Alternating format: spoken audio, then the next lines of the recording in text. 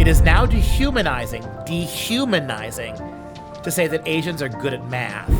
It used to be dehumanizing to say that they couldn't drive very well. Now, if you're good at math, you're dehumanizing them. But, of course, if you're black, it's okay to carjack Asians, to tase them, to drag them to their deaths.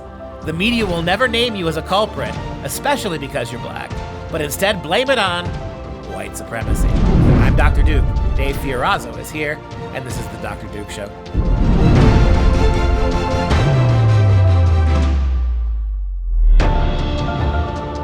Hello, everyone, and welcome to the Dr. Duke Show, the only program that keeps you educated on the craziness impacting K-12 classrooms and college campuses around the world. Katie is off post-gestating, and Dave Fiorazzo is joining us for the show. Today we start with the truth. Statistics show students from Asian communities do very well academically in this country, yet now we're told if you say it, you dehumanize them. Of course, we have a book written by an African-American guy arguing this point. And do you think it has anything to do with the fact that when you take immigrant groups like Asians, minorities, non-whites, and you show how a little hard work, a little struggle, a little focus, and you get great grades in math, versus African-American culture, which is too busy emulating thugs and gangster rappers remember, we've heard all about this going back to 20 years, how black kids doing well in school have been associated in black communities as selling out, right? Selling out. Bill Cosby, before he got arrested, used to talk a lot about this, right? About how education was the key to success.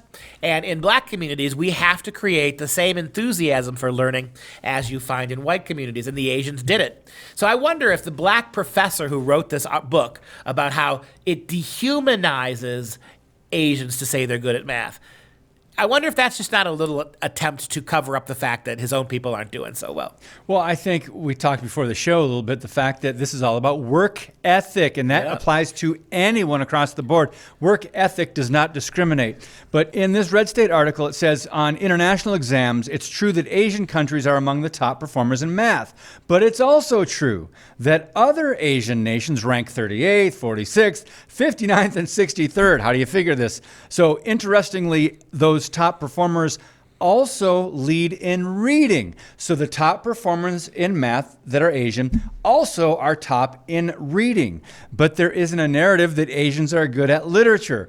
Can you help us figure this out, Dr. Yeah, Duke? I can. Why are you measuring Asian performance worldwide? I mean, you've also, first of all, you pointed out correctly that at the top of most of the categories are Asian countries, right? So the fact that not all Asians are at the very top means to you that it's a stereotype. All we're talking about here is Asian Americans in this country, right? The idea that anybody on our side of the table believes that there's some kind of a math gene is ridiculous. The bottom line is that we're simply pointing out to you that when Asians from around the world, Buster, come to this country, they tend to kick butt and take names in school. Mm-hmm. And they do it in math and reading and other subjects, but not nearly as much in math and other subjects as in math. So if you don't like the comparison, fine. But your job, if you spend half that amount of energy, sir, trying to figure out why, with every opportunity given to them in the world, certain minority groups don't work as hard, don't succeed as much, maybe your work would be better focused that way than serving as a beard, a shield, if you will, to protect African Americans and inner city Latinos from working as hard as other people. Don't give me this argument that math is somehow unavailable to me because of my skin color. And if that means we as a collective culture need to beef up the schools, find better teachers for the schools in the inner cities, so be it. But quit denigrating the idea of math, number one. And quit denigrating the idea or downplaying the work ethic of Asian immigrants in this culture. They are, again, you don't like the term, they're held up as a model minority. You say because they replicate white behavior. I say success is success. I say success and hard work are without race. And so if Asians became great at math because they're emulating white people, well, then maybe white people were doing something well. You know, like working hard and trying in math. Why that bothers you, I don't know. I do know. It's because you want people who look like you, children who look like you, to be perpetually victimized, helpless little pawns of your racial political agenda. The worst thing that could happen to people like you, Mr. Shah, is that young black kids start succeeding like white kids, buying into the system, buying in to the promise of America, that if you show up and work hard, you can do well. You don't want that. You'd rather have these kids' lives ruined so you can write another stupid book about how somehow beneath all of it, white people are to blame. It's pretty shameless, actually. And that's the conclusion, right? So given the whole idea is a crock, why do people say it? White supremacy. There you That's go. driving this. Saying that Asians are good at math, she insists, falsely positions non-Asians of color as mathematically inferior and also puts pressure on Asians. Non-Asians of color. Let that sink in. He's worried about non-Asians of color, right? Is he basically saying Muslim Asians? Because I think that's kind of what he's saying. Non-Asians of color. Well, the last name is Shah. And you think about that, I guess. So he's assuming also that I assume that Chinese people are more white Asian. Clearly, he's making that statement, right? Yeah. I would imagine the Japanese are more white Asian because they have a first world country, and you got third world countries in Asia too, and they tend to be, lo and behold, darker skinned peoples, right? Think about the Philippines. You think about what about the South? The whole. You see? Do you see what happens? They're so twisted in their racial politics that when you try to unpack it, you end up sounding like a racist. There's no way to talk about this.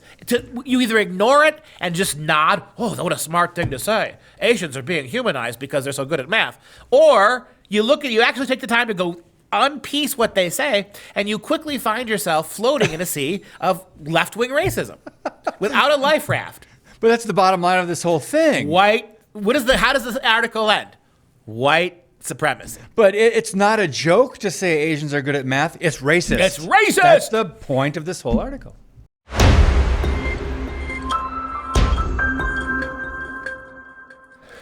Let's go back out west to San Francisco. A school board strips Allison Collins of titles, committees in vote of no confidence. The San Fran School Board voted 5-2 Thursday to strip board member Allison Collins of her title, as vice president and committee assignments in a rare and somber vote of no confidence. And this was announced, the resolution co-authored by Jenny Lamb on Tuesday. This is funny. It's a fast-moving crisis, Dr. Duke. Fast-moving crisis. So when you say out west, is San Francisco really out west, or is it the beginning of the east? When you think they're that far left. They are the beginning of the east. It really probably. is. I mean, it's like little China. It's like the Chinatown there has grown to become Little Asia. I mean, when you think about what is happening in places like San Francisco, and I say that, by the way, without any kind of praise or condemnation. It's just a reality. And yet here we have an African-American woman, Allison Collins, smug, very much like the Mr. Shah who wrote the book we just critiqued. Again, there's method to our madness in these stories. Then you see what happens. I suggested to you that maybe Mr. Shah wrote that book less to defend Asians from racist statements like, you're successful, and more to provide a beard or a cover for his own people's lack of performance. And here you have an African-American on the committee, on the school board, Allison Collins, who in tweets going back 3 and 4 years, basically said things like, Asian Americans have figured out how to adopt white behavior. They have participated with white oppression. They have figured out how to pass like white people, take advantage of racism to become the quote-unquote model minority, right? So the behavior of Asians, she says, is very little different than the behavior of white people. And so cancel culture comes to all of us if we're white. It almost never comes to those of color on the left. They've been trying to fire her. The call has gone up to fire Allison Collins. She's not been fired. She's been demoted, and her committee privileges taken from her. But guess what? What was the answer to the story? When Mr. Shaw in the previous story talked about saying Asians are good at math. It's not a joke. It's racist. It's white supremacy, Yep, right? right. And who does Allison Collins blame for her particular situation? White supremacy. White supremacy. White supremacy is doing this to her. This is white people, white conservatives coming out now to pick on poor little Allison Collins. She was just seeking truth to power. Well, she says she was taken out of context. Of but we've shown you the context. Yes, but she's calling for us to live and model the values we bring through policy and action, and to double down on our commitment to listen and continuing fighting for educational opportunities and liberty and justice for all. I'm sorry, I misread that. And racial justice for all. Oh, that's right. Yeah, you good. Not liberty and justice for all. Racial justice for all. Which means that means us too. Shut up, you Asians. You're making us look bad. And in making us look bad by working so hard in school, you make white people look better than they are, and you make us look worse than we are. So shut up and play the game. And at one point she even said, where are all the Asians protesting Donald Trump? Where are they? Do Asian people not know that Donald Trump will throw them in jail too? Hysterical lunacy, right? Literally, she said, why aren't Asians more prominent in the oust Trump movement? Do they not know, Asians, what we black people know? That Donald Trump's going to throw you in jail? And by the way, name one person Donald Trump threw in jail simply for their race over the last 4 years. I can't think of anybody. And yet, in fact, wasn't Donald Trump praised by some of like Ice Cube and other Hollywood bigwigs for actually beginning the process of prison reform? Mm-hmm, yes. Didn't he pardon numerous African Americans? Yes, he did. He did. And all Miss Collins has to say is, where are the Asians? Why aren't they but you know what? They're not stupid. The Asians aren't standing with you because they're not stupid. Is that racist? I know saying they're good at math is racist, but to say Asian people aren't stupid like black activists like her, maybe they don't stand aside you to condemn Trump, ma'am, because Trump hasn't been a problem for them. Maybe they can see that they got plenty of money, they're living in a new country without harassment, their kids are doing fantastic in schools. Maybe they figured out something, Miss Collins, that you haven't with all your black privilege of being on that board for as many years as you have. Maybe they figured out America's a land of opportunity, not a land of guaranteed success if you're not willing to get off your ass and do something.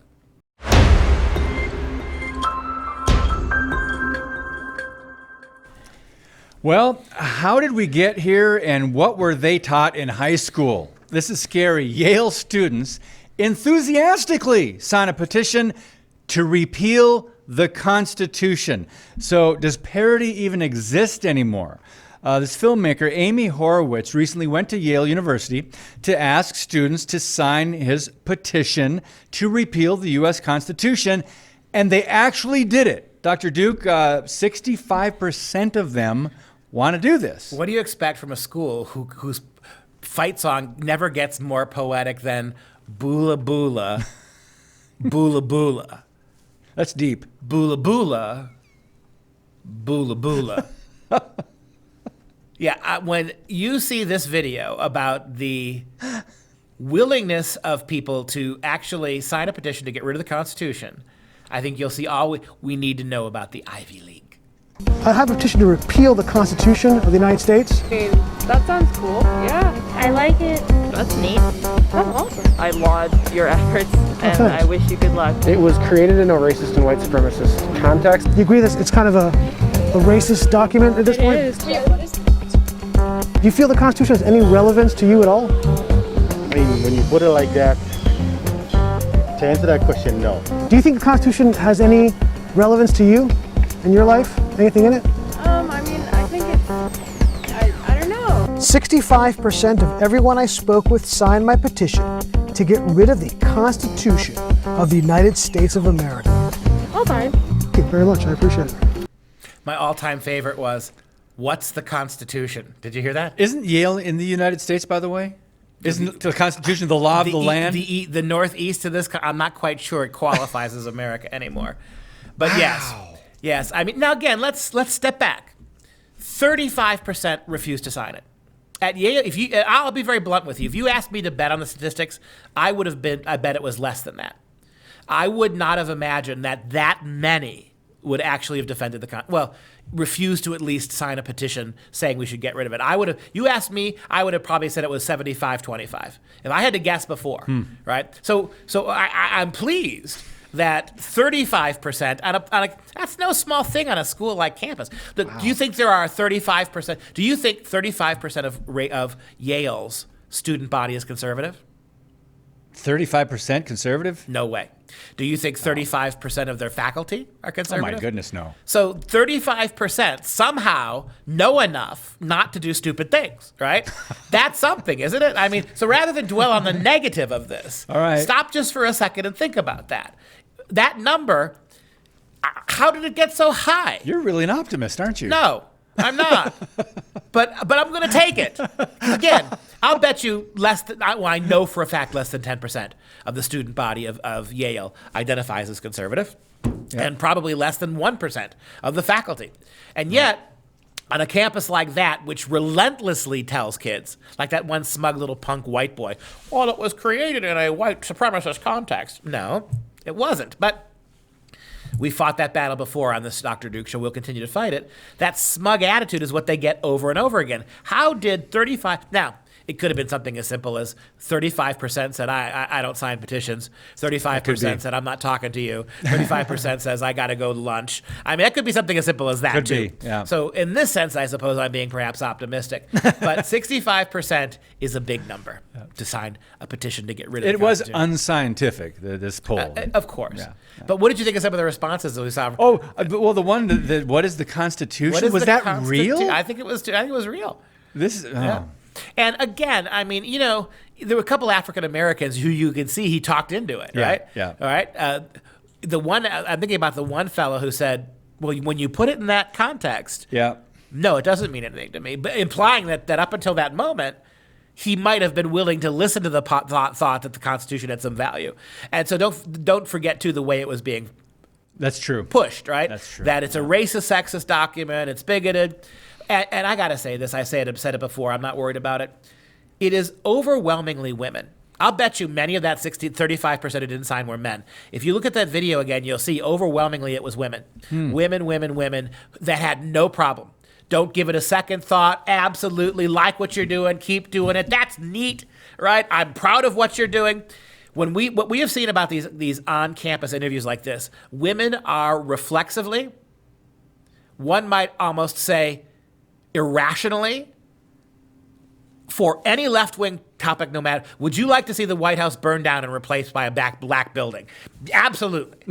The white girls, particularly the white women you see, the Karens, the Ivy League Karens that we see again and again in these men on the street interviews, they are reflexively childish and one-dimensional. Mm-hmm. Say what you will about the men, like that fellow we just saw. They're slightly more contemplative. They're much more likely to be able to say, well, there's this side of things. Yes. What you see again is a parade of white Karens on college campuses, and they're an embarrassment to higher education.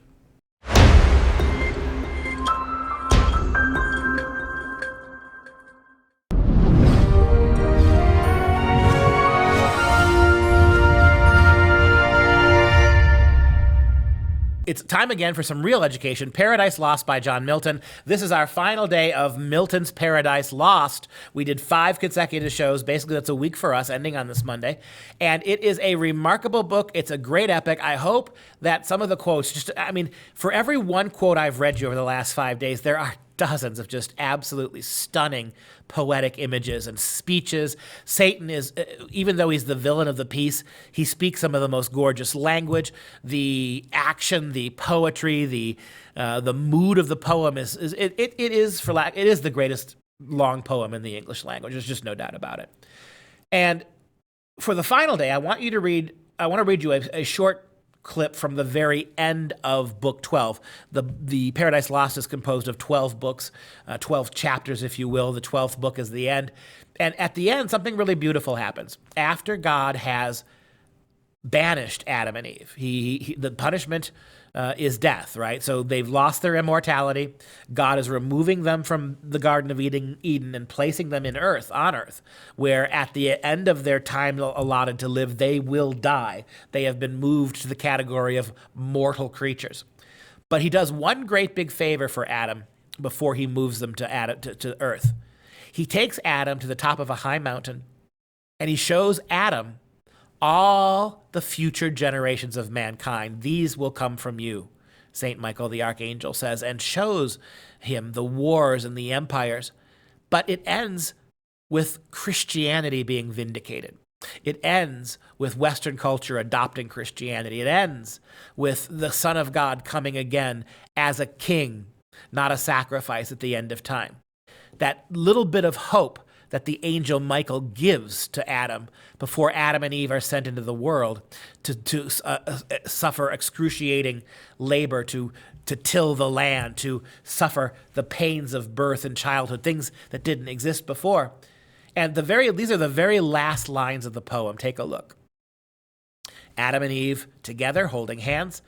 Michael, the archangel, has led them to the gates of heaven, of Eden. He has barred entrance back. He sets permanently. He sets permanently before the gate an angel with a flaming sword. Should Adam and Eve ever wander close again, or any of their progeny wander close to the gates of the Garden of Eden, they would be repulsed.